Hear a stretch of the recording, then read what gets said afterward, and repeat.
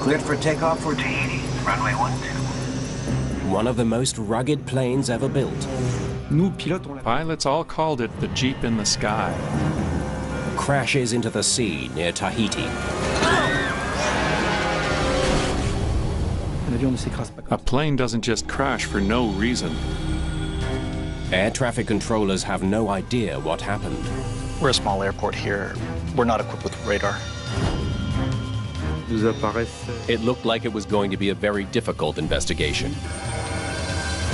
Was it a medical emergency? The pilot might have had a physical breakdown. An act of sabotage. No! Or something even more alarming. A hidden threat that lurks at commercial airports around the world.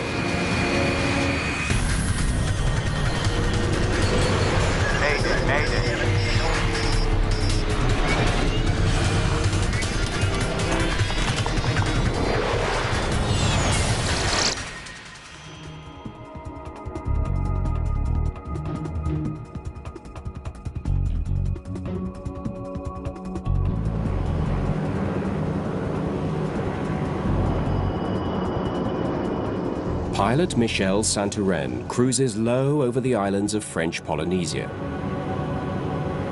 Air Moorea requesting clearance for approach, runway 12. It's one of up to 40 flights a day between the islands of Moorea and Tahiti. Air Moorea, you were clear for final, runway 12. It's a route Eric Lamar knows well. Moorea is an island that's really close to Tahiti. The distance between them isn't even 20 kilometers. There's just the channel to cross. Tahiti and Moorea are two of more than 100 islands that make up French Polynesia, halfway between Australia and South America. Pristine beaches and lush mountain peaks attract thousands of tourists a year. Air Moorea specializes in the short flights that provide a vital link between the islands. Air Moorea and its planes were really part of the daily landscape for the Polynesians. People working in Tahiti and living in Moorea. And for the tourists, it really was the quickest and most efficient link. Me again. Michel Santoren joined Air Moorea just 3 months ago. I'll take the passenger list and load sheet if it's ready. After a career in the military, he's beginning a new life in paradise. He'd taken care of everything to welcome his family. His wife was joining him soon. Ah, another full one. Just the way we like it. Santoren flies these short hops on his own, with no co-pilot or cabin crew to help out. Okay, time to fly. No time to waste in paradise. Every 30 minutes, he needs to be ready for another takeoff. The captain would quickly check the plane to see if there was anything alarming, a deflated tire, anything that might call their attention. The Twin Otter turboprop is a rugged 19-passenger aircraft built in Canada. In fact, we pilots all called it the Jeep in the sky.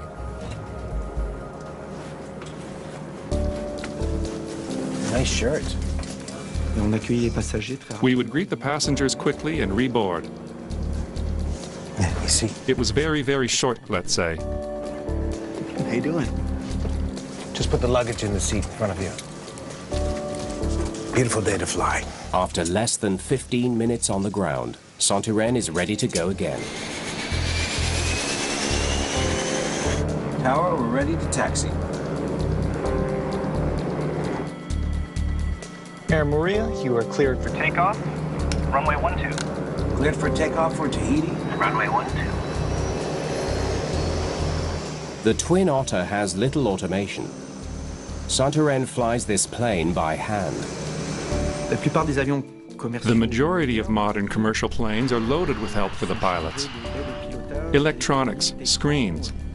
But on this type of plane, you have the pleasure of handling the plane and fully controlling it.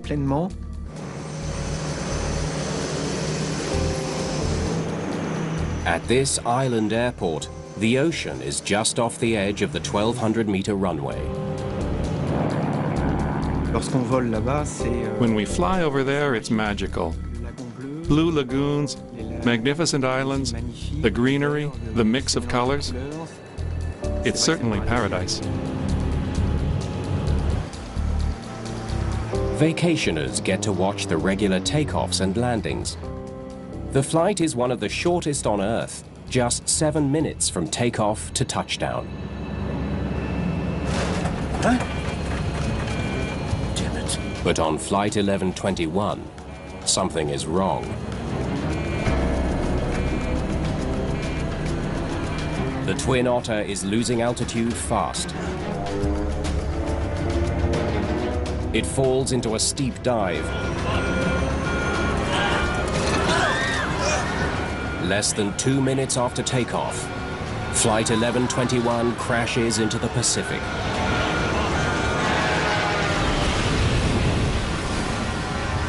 Oh my God.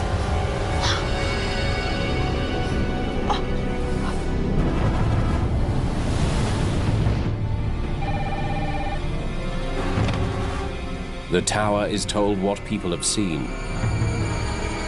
Is it floating or has it gone under? Local fishermen rush to help, but they find no survivors, only bodies. All 20 people on the flight are dead. On a fait ce qu'on a pu, mais en fait, il n'y avait pas de survivants, quoi. Il y avait personne. Personne de vivant. I will always remember. It was terrible because we were still hoping that despite what happened, people would come out alive, or at least a couple.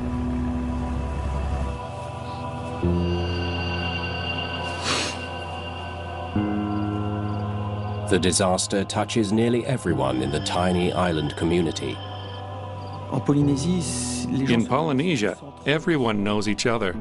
Everyone is someone's cousin or knows their family. So people were hit very hard by this accident. The Air Moorea fleet is grounded when pilots refuse to fly the Twin Otter until they know what caused the crash. A plane doesn't just crash for no reason. It was either due to pilot error or a mechanical problem. So before continuing to fly, we asked that the whole fleet be checked out.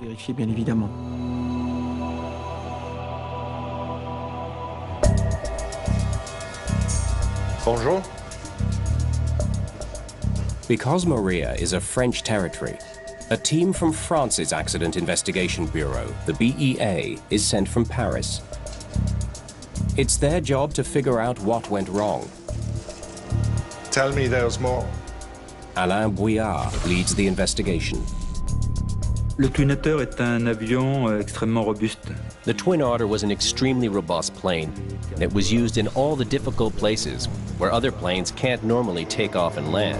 C'était quelque chose qui nous a interpellés. That made us wonder, what could have happened to this plane that would have made it hit the water? La surface de la mer. Investigators usually rely on clues from the wreckage. This tells us nothing. But most of this plane is at the bottom of the ocean. Bouillard will have little to go on unless he can get vital pieces back on dry land. We are going to need a lot more wreckage than this. There's another reason to find the plane. Unlike large airliners, Twin Otters are not required to carry cockpit voice recorders. But Air Moorea installed one anyway. It could hold the answers investigators are looking for. We were hoping to get, in addition to the voice in the cockpit voice recorder, any kind of alarms that would sound. But recovering the CVR from the deep waters off the coast of Moorea will be a huge challenge. Way too deep to send on divers. The sea depth of this area was around 700 meters, so obviously you cannot send any diver. You need to send a remote control operated submarine.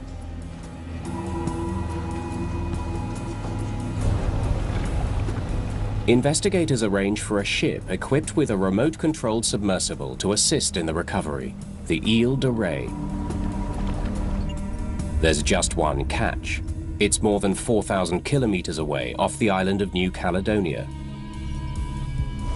It could take weeks for the ship to get to Moorea. Flight 1121 CVR is equipped with a locator beacon, or pinger, but the battery that powers it will only last 30 days. We'll try to send that recovery ship as soon as possible and within the 30 days of the battery life of the pinger. C'était quelque chose qui nous apparaissait. It looked like it was going to be a very difficult investigation if we couldn't recover the cockpit voice recorder. De conversation du cockpit. Meanwhile, investigators talk to the controller at the airport. A radar track could provide some clues about what brought the plane down. The first evidence that we like to get when the investigation starts, of course, is a sense of the trajectory, the last departure point and the impact point. So we try to get this type of information. But they're not going to get what they hope for. We're a small airport here. We're not equipped with radar. It's yet another setback. When we discovered that we did not have any radar data, we were slightly disappointed in the sense that we knew it was going to be harder to recreate the trajectory of the aircraft. I saw the plane climbing and then suddenly dove into the water. Until the Ile de Ré arrives, investigators must rely on the only evidence they have: witness reports of the crash. Il nous paraissait We thought it was critical to gather all the eyewitness accounts to help us understand what happened. comprendre l'événement. Most of the witnesses were either on the beach in Moorea or on the boats fishing. All of them stated that they saw their aircraft climbing normally. Every day, more than 500 twin otters navigate some of the most challenging routes on Earth, from the Australian outback to the frozen tundra of the far north. If there's a fatal flaw in the famously sturdy twin otter, the aviation world needs to know as soon as possible. That fact increases pressure on investigators to figure out what brought down Flight 1121. He was climbing normally, then seems to lose control of the plane. Maybe it was their weight. When you have a weight imbalance issue, you usually have your troubles right after takeoff. Calculating the weight of cargo, passengers, and fuel correctly is critical on small commuter planes. Getting it wrong can be deadly, as a crash in the United States demonstrated in 2003. US Airways Express Flight 5481 departs from Charlotte, North Carolina. Just 30 seconds after takeoff, the pilots lose control of their Beechcraft 1900. The commuter plane plummets to the ground, hitting an airport hangar and killing all 21 people on board. Investigators discover the plane was dangerously overloaded, more than 250 kilograms over its maximum allowable takeoff weight. The crew used incorrect estimates for passenger and baggage weight. It's very important to know the weight of your aircraft before you take off. And therefore, we did investigate this issue very, very soon into the investigation. 19 passengers with fuel and cargo. The BEA team checks the load and balance sheets from the Air Moorea flight and finds no issues. We found out that everything was within the manufacturer's limits. They should have been fine. Whatever brought down the plane, it had nothing to do with weight.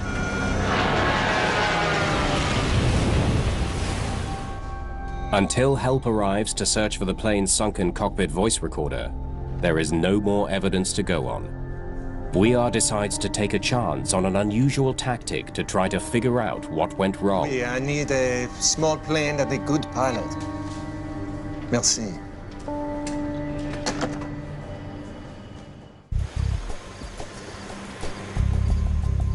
Above the island of Moorea, Alain Bouillard takes an unusual flight aboard a small commuter plane.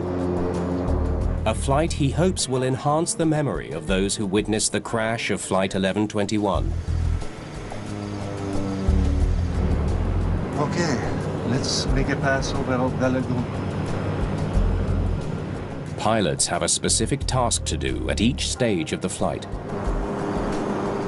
If witnesses can identify how high Santurén climbed, it might help investigators figure out what he was trying to do when he lost control of the plane. They ask witnesses to watch as Bouillard's plane climbs from the airport. If you ask them what was the maximum altitude, they might not be able to tell you whether this was 500 feet or 1,000 feet or 2,000 feet. But if you actually show them an aircraft in the air and say, this is 500 feet, did it match what you saw? They can say more easily yes or no. No, it's too high.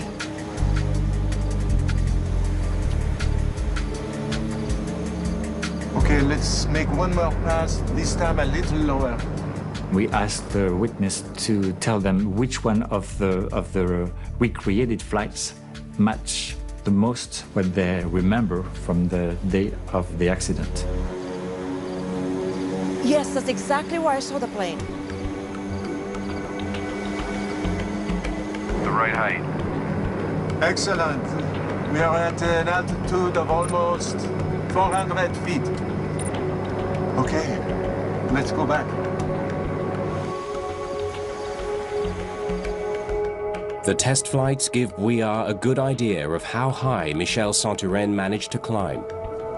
The flights we did allowed us to estimate the altitude at which the plane changed its trajectory.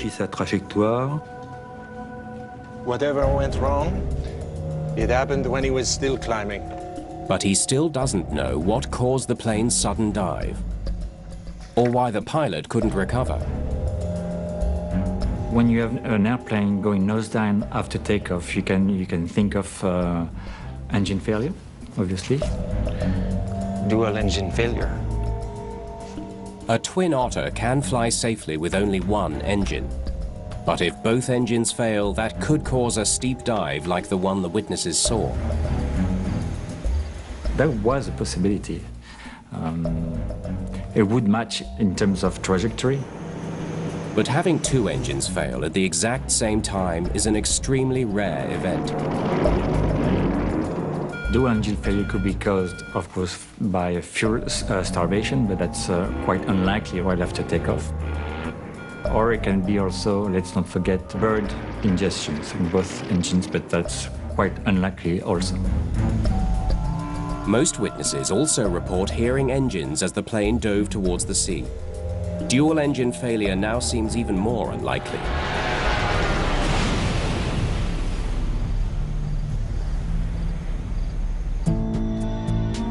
Sounds captured by the cockpit recorder could confirm if the engines were running. But until it's recovered, Bouillard only has the unusual flight path to go on.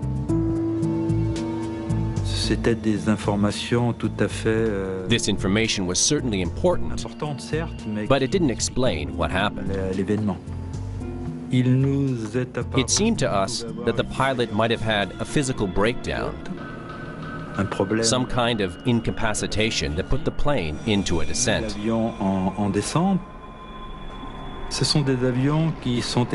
These are planes that are flown by a single pilot. When a pilot is physically incapacitated, there's no one to take over control of the plane. If the pilot had been incapacitated and then would have just, leaned over on the flight controls, indeed, it would then match the trajectory of the aircraft. The captain's body has been recovered and sent for autopsy. The coroner has checked for any signs of a medical condition that might interfere with the captain's ability to fly. But when Bouillard reads the results, it wasn't a heart attack. He's back at square one. There was nothing to suggest that he had a health problem. We have regular medical checkups. He passed without any difficulty. We closed the door on pilot incapacitation as the cause of the accident. Bouillard must consider every possible cause for the crash. He explores a terrifying possibility. What about a deliberate act of sabotage? Did someone board the flight intending to commit murder?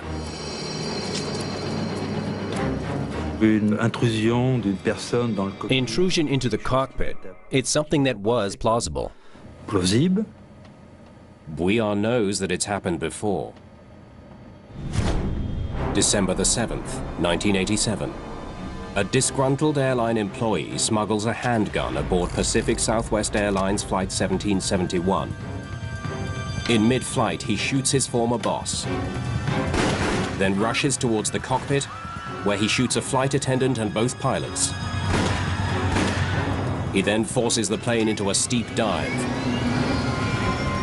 There's no hope for any of the 43 people aboard. The small jet slams into a California hillside and disintegrates. I'm sorry, sir. You can't be in. What are you doing? If someone on Air Moorea Flight 1121 entered the cockpit and attacked the pilot, the sound of the struggle would be on the cockpit voice recorder. At this stage of the investigation, it was pretty obvious that we had to find the CVR.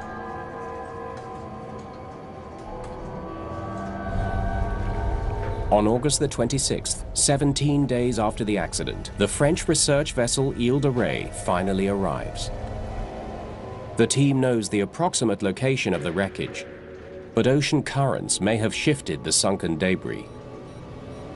We had narrowed down the search zone to a circle of about 260 meters in diameter. We were fairly confident it was going to be in that zone, but we didn't know if it was going to be laying by itself on the seabed or if it was still in the fuselage of the aircraft. They zero in on the recorder's locator beacon. That's the sound we're looking for. Technicians on the Ile de Ré launch a remotely operated underwater vehicle, or ROV, towards the sound. We quickly located the area on the sea floor where the wreckage was dispersed. There's our twin otter. The remains of Air Moorea Flight 1121 lie more than 650 meters below the waves.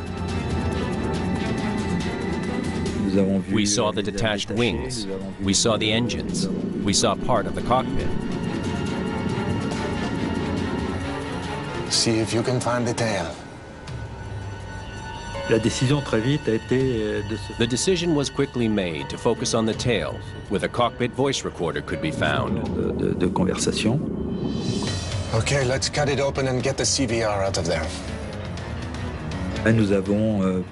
We decided to cut through the fuselage to recover the flight recorder. It's a delicate operation. One false move and the sub could damage or destroy the crucial recorder. Nice and easy.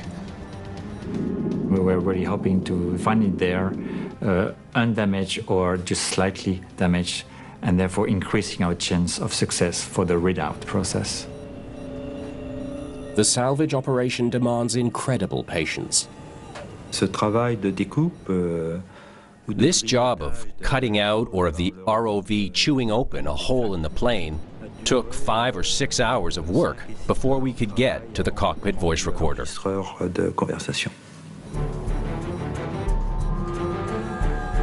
Finally, the team frees the CVR. We got it. Excellent work. We felt a great sigh of relief.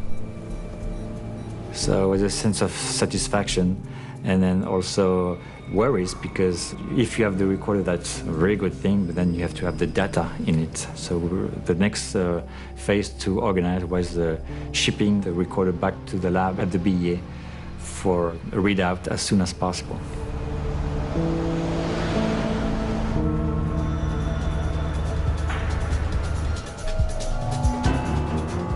Along with the voice recorder, the salvage effort brings up other key pieces of wreckage. We decided to recover some of the pieces that we thought would be needed, in addition to the information from the CVR. We wanted to get the engines, We wanted to get as much cockpit panel as possible. They quickly download the CVR data. A lone pilot hardly speaks at all. Investigators must listen for other sounds that could provide leads. On the cockpit voice recorder, we could hear the normal takeoff roll, and then the climb phase seems to be rolling normally. They can hear the sound of the plane as Santarén lifts off and adjusts his controls. L'intrusion dans le cockpit était une hypothèse qui était... An intrusion into the cockpit was still an open hypothesis. We waited for the CVR to close that door. Fermer cette porte. There's no sound of an intruder in the cockpit. La première impression que nous a donné... The first impression we got from listening to the CVR was that there was no intrusion into the cockpit. There had been no other people in the cockpit. Then they hear the pilot cry out in surprise. Damn it. Tout était parfaitement normal. Everything was perfectly normal until the moment when the pilot swore. Ce juron. The sound recorded in the cockpit allows investigators to rule out another theory as well. Engines sound fine. The CVR proved they are at their maximum takeoff power all the way to impact. Sounds like he's pulling in the flaps. The pilot's cry of surprise comes just after he adjusts the flaps on his Twin Otter. Again, please. You could hear on the CVR the flap being retracted. You can also hear the pilot breathe a little bit heavier, like he was pulling on the flight controls at that time. And then immediately after that, you hear him being very surprised. Moments later, the plane slams into the sea.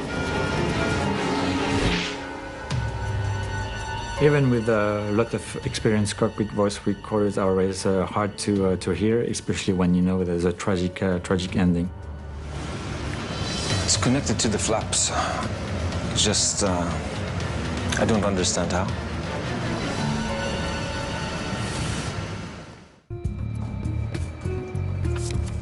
Investigators learn that on flights to Tahiti, Twin Otter pilots retract their flaps when they reach about 400 feet, the same altitude where Flight 1121 began to dive. They wonder if the flaps malfunctioned. Before takeoff, pilots routinely extend their wing flaps to increase lift while they climb. Pour les phases de croisière, once the plane approaches cruising altitude, extended flaps increase drag, so pilots must retract them when they approach cruising altitude. Investigators study the mechanism that operates the flaps. We did recover the flap actuator and we were able to analyze it. They find that it's in the correct position and shows no sign of any malfunction. Flaps are fine. The results of the examination showed that the flaps were retracted at impact. After weeks of work, Moorea still can't explain why Flight 1121 fell out of the sky. Now, let's take a good, close look at these cables. He focuses on the cables that operate crucial control surfaces in the tail of the plane. nous restait la possibilité d'une défaillance. We were left with the possibility of a mechanical breakdown or failure. The control surfaces in the tail of a Twin Otter are activated by just 4 cables. 2 move the plane's rudder right and left, and 2 move the elevator up and down. All 4 were damaged in the crash. Moorea looks for anything that might tell him when and how they snapped. Aviation cables are made up of multiple strands of thin wire that are twisted and then braided together for extra strength. 3 cables have unraveled, clear indication that they were ripped apart suddenly on impact. And impact damage. But 1 cable looks different. Now this is interesting. This one did not snap on impact. One cable was broken in a different manner than the three other ones. So that was something that we had to investigate. Two cables run to the elevator on the tail. One pulls it down to pitch the nose down. The other cable pulls it up to pitch the nose up. That's the one that broke before impact. If it snapped in flight, the plane would have been thrown into a severe dive. The failure of the pitch-up cable was consistent with the trajectory that was described by the eyewitnesses. Dove into the water. Finally, investigators understand why Michel Santurenne lost control of his twin otter.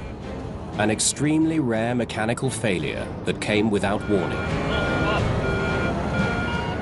It's a revelation that leads to a more urgent question. Okay, let's send these to Estelle in Paris and see what she thinks. They must now figure out why the cable snapped before it happens to someone else.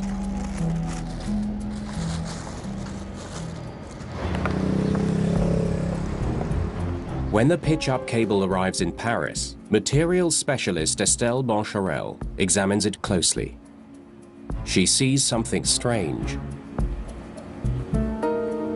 The cable shows clear evidence that different strands broke at different times and for different reasons. The external strands were worn and those on the inside were not. They had snapped. Distinctive damage on the outer strands suggests something has been rubbing against the cable. It looks like 50% worn down over time. When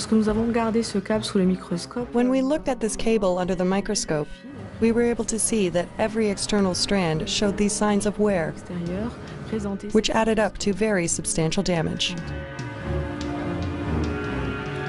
The pitch-up cable runs from the control column in the cockpit to the elevator, passing through a series of plastic guides. Every time the pilot pulls the nose up, the cable rubs against the guides. Planes experience the most wear and tear during takeoff and landing. It's important for mechanics to monitor the number of flights to help assess wear. 48. Airline records provide a troubling clue. More than 50 flights here. Air Moorea, you were clear for... Air Moorea planes make frequent short hops and make many more takeoffs and landings than most large airliners. On average, it performed 50 to 70 takeoffs a day and landings too. The same plane. Investigators need to know how all that back and forth movement could have affected the pitch-up cable. They devise a test that replicates the friction on the cable. But there's another factor that must be taken into account. This is the only plane in the Air Moorea fleet with stainless steel cables. We found out that there was a different type of control cable used for this particular aircraft. The accident plane is a new addition to the Air Moorea fleet. The airline's other planes have control cables made of carbon steel. But Flight 1121's cables are made of stainless steel. Stainless steel withstands salt corrosion better than carbon steel. It would make sense to make the decision to use stainless steel so that your cables would corrode less in a very saline environment. Cables could be susceptible to corrosion more than if you would operate over land. But stainless steel cables also have a disadvantage. They wear down more quickly from friction, something Air Moorea failed to take into account when drawing up the maintenance schedule for the Twin Otter that crashed.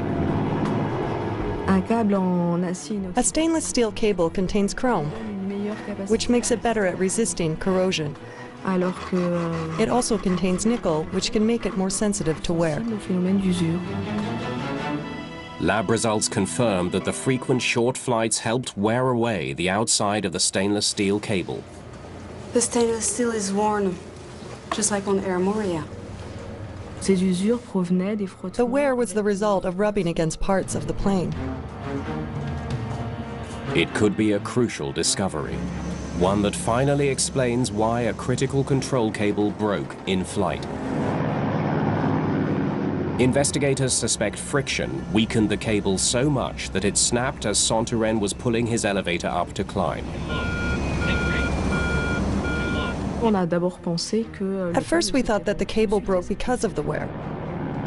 That was our first impression, because the wear was significant.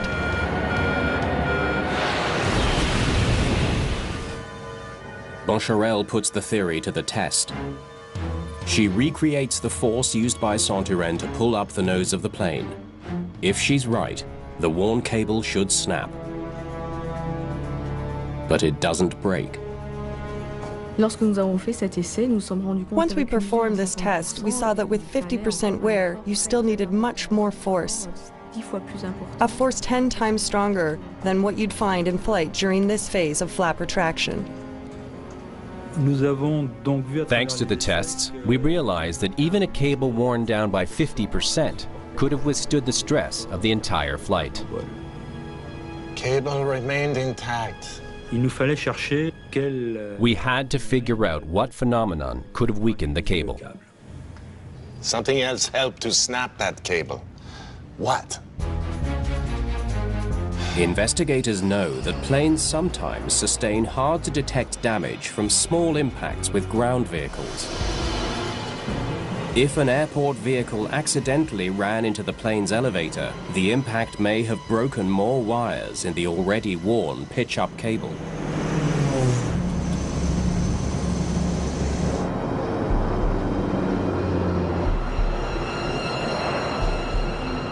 Bouillard checks the records at both airports on the Twin Otter's route, Moorea and the larger airport in Tahiti where it parks overnight. Thank you. He needs to know if the plane was ever involved in an accident. Nothing. No impact reported. We didn't find any evidence of impact on the control surfaces, which eliminated the possibility of contact with another vehicle during overnight parking. It's another dead end. There seems to be no way to explain why a cable would snap in flight. Until Bouillard notices something on the taxiway at the busy Tahiti airport. Tell me, how close do those jets get to the Air Moorea planes? We targeted the phenomenon of the exhaust from a jet engine, a phenomenon called jet blast. Jet blast is the powerful exhaust expelled from jet engines.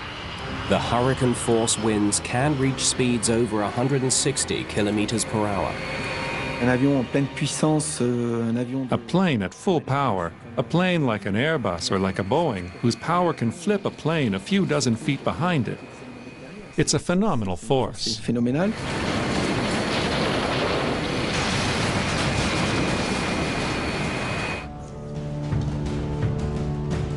Investigators study the layout of Tahiti's airport. They need to know if the Air Moorea planes could have been damaged by jet blast. Okay. The Air Moorea Twin Otters are parked here. They learn that Air Moorea parks its planes very close to a taxiway used by powerful jets. Airports routinely set up jet blast barriers to protect planes from the dangerous force. There should be barriers to protect the Twin Otters at Tahiti's airport, but they've been removed. Now look at this. It's an important discovery. The jets, they back out here. These barriers were removed to make it easier to go from one parking lot to another. There was no longer this physical barrier to protect the Twin Otter planes. The Airbus or Boeing jets were found, let's say, about 50 meters away from Air Moorea's parking. Very close. The Air Moorea planes are parked right in the path of the jet blast. This plane had been parked in an area that was prone to receiving blasts from the large carriers during their departure. We therefore arrived at this hypothesis, that there was a very high probability that the cable was weakened by jet blast.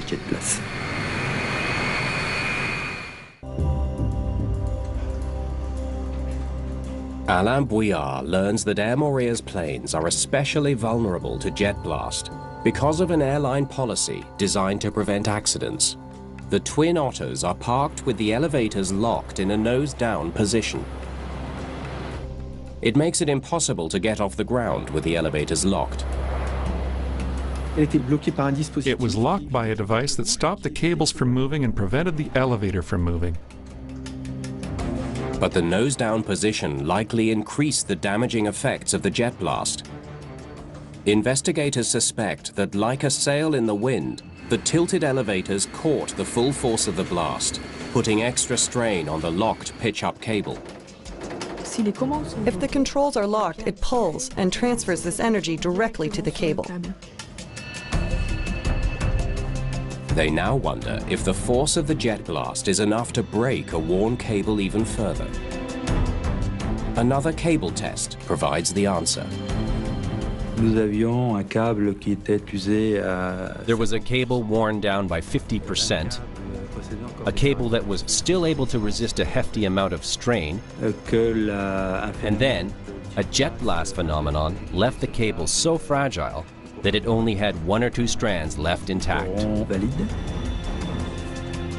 Rather than tearing the cable completely apart, the jet blast left a few strands of wire, just enough for Flight 1121 to take off, but not enough to survive the rigors of a 7-minute flight. They were hanging by a thread. If the jet blast had severed the cable completely, Captain Santarén would not have been able to get his plane off the ground. But once airborne, Captain Santarén and his 19 passengers are one thin strand of wire away from disaster. Investigators reproduce the forces created as the pilot adjusts his controls. Captain Santarén reaches 400 feet and retracts his flaps, causing his Twin Otter to pitch down slightly. He adjusts his elevator to pitch back up. It's enough to snap the final strand of the worn and damaged cable. He didn't have a chance. We determined that the force needed to correct the pitch of the plane was strong enough to break the last strand. There was nothing the pilot could do to save his plane and his 19 passengers. You can imagine his reaction. What's going on? The cable broke. The control column came back, and by the time you analyze what happened, the plane drops very quickly, and a few seconds later, you've hit the Earth.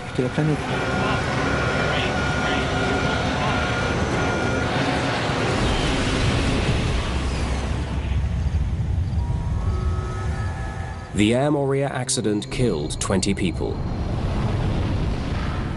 and forever changed the lives of the victims' families. Bouillard and his team leave French Polynesia, determined to make it safer to fly on Twin Otters. The first recommendation was an urgent request to check the cables on all planes equipped with stainless steel cables. Today, there are tougher maintenance and inspection standards around the world for stainless steel control cables. The main lesson from this investigation, yes, is the risk of jet blast at airports. The Air Moorea disaster raised awareness throughout the industry of the vital safety role played by jet blast barriers, especially at airports that handle both large jets and small commuter planes. Eric Lemar hopes it will be enough to stop such an accident from happening again. I dare to hope. If not, what purpose did this accident serve? To have 19 passengers die and have the same thing happen again without learning anything? It would be a shame. C'est dommage. Meet passionate people and their unusual collections in a brand new Clash of the Collectors double bill. There can be only one winner. The judging starts tomorrow at 9.